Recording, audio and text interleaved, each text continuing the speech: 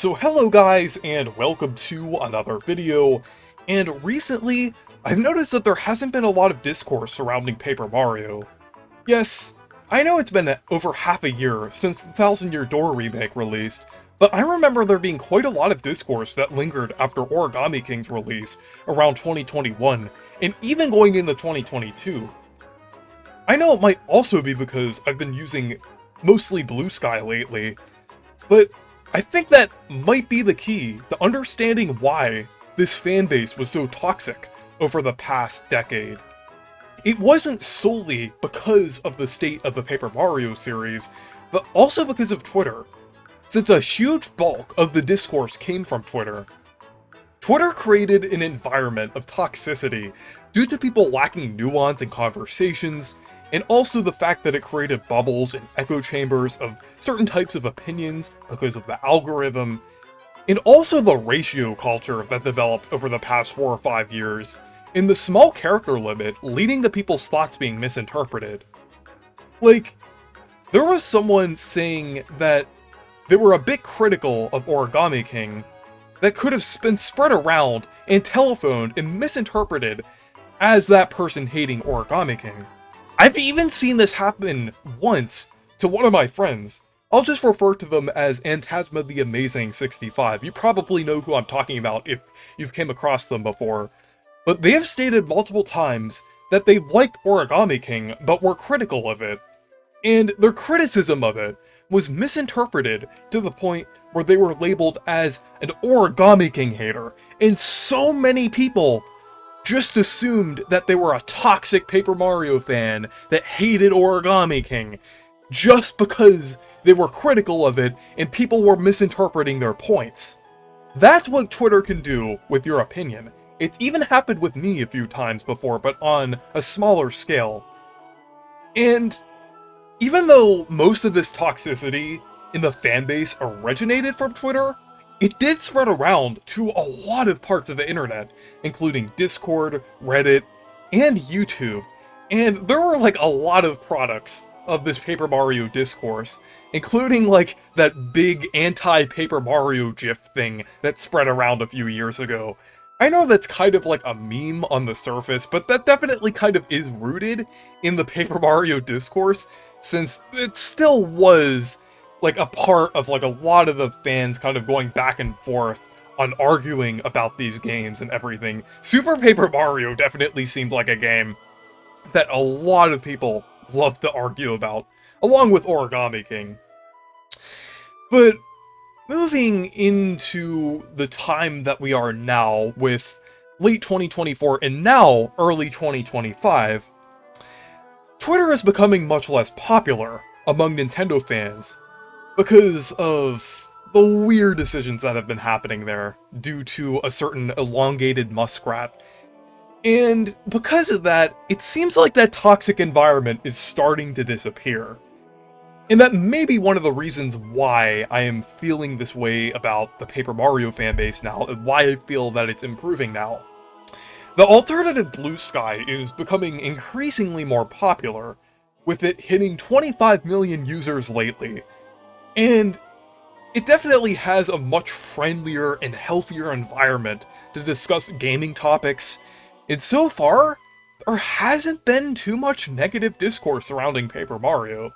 Sure, Blue Sky could still create some echo chambers of opinions, but as it stands now, I think most fans are having more nuanced conversations there, or at least getting in a habit of it.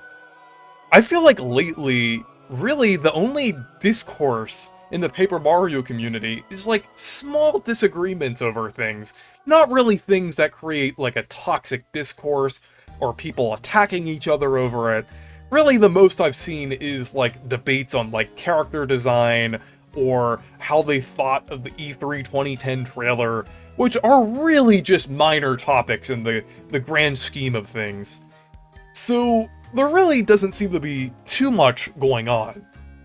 And since this discourse is fading away on Twitter, it seems to be fading away on other platforms too, since it's not really popping up on Blue Sky.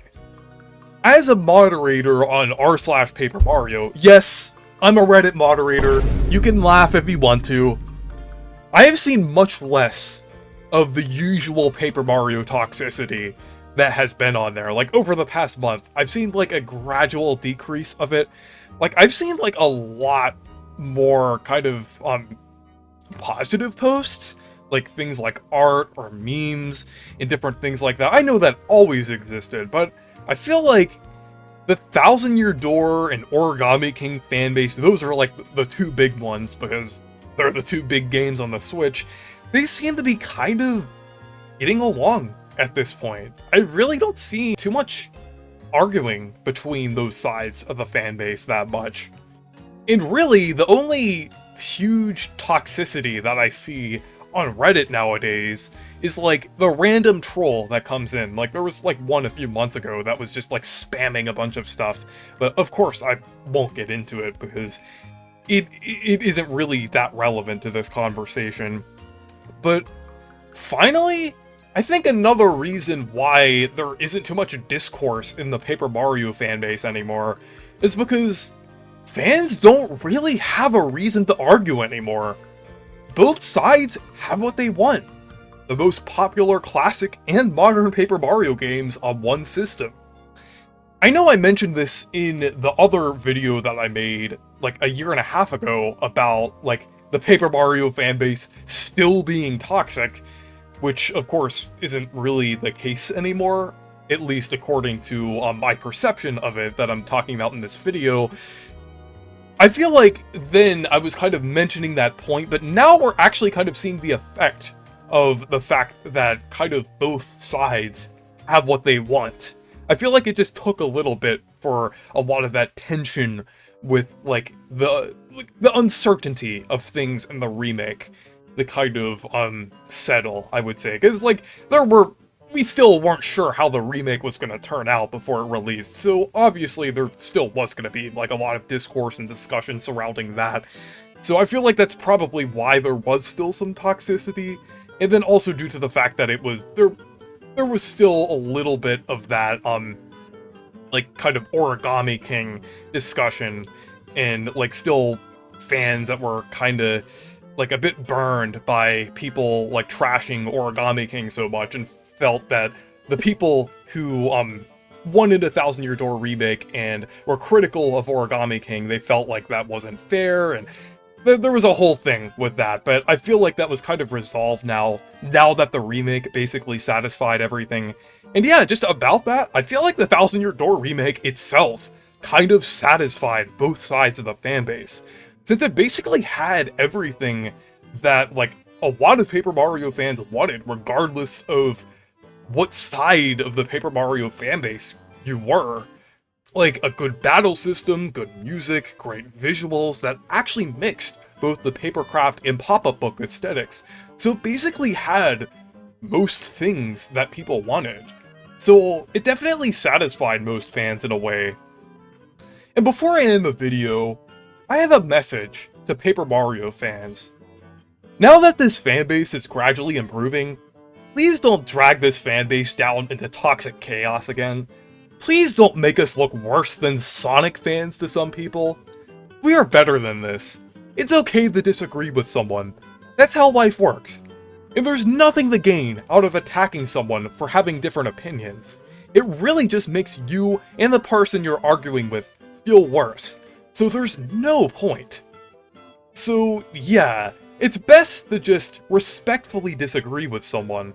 I know on the internet that seems impossible, but places like Blue Sky are definitely creating a healthier and more nuanced environment that has a lot less toxicity, so I hope things start to go in a better direction for the Paper Mario fanbase, and I guess Mario fans as a whole. But yeah, so anyways, thank you guys for watching this video.